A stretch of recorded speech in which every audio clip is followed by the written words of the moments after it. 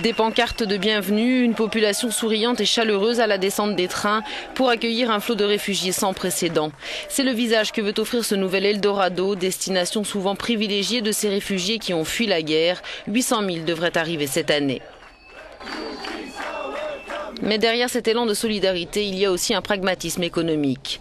Car l'Allemagne, première économie européenne avec un taux de chômage très bas à 6,4% et une population vieillissante, a besoin aujourd'hui et plus encore d'ici quelques années de cette immigration. Les milieux économiques militent pour lui permettre un accès rapide et simplifié au marché du travail.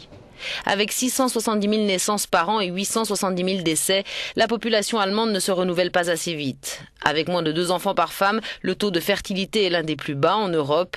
Par ailleurs, les moins de 15 ans ne représentent que 13% de la population, les moins de 25 ans 22%, alors que les plus de 65 ans représentent plus de 20% et devraient atteindre le tiers de la population d'ici 2060.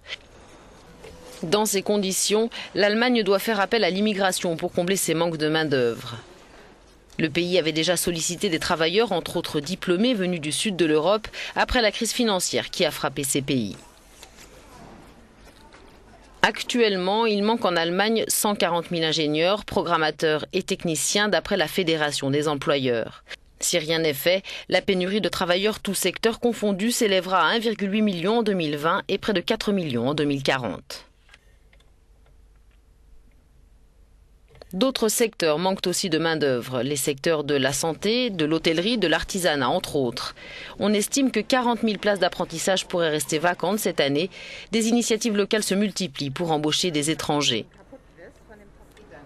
Pour l'heure, la loi exige notamment que la preuve soit avancée qu'aucun candidat allemand ne convient pour le poste avant d'embaucher un réfugié ou un demandeur d'asile. Une des mesures que professionnels de l'emploi et milieux économiques voudraient voir disparaître.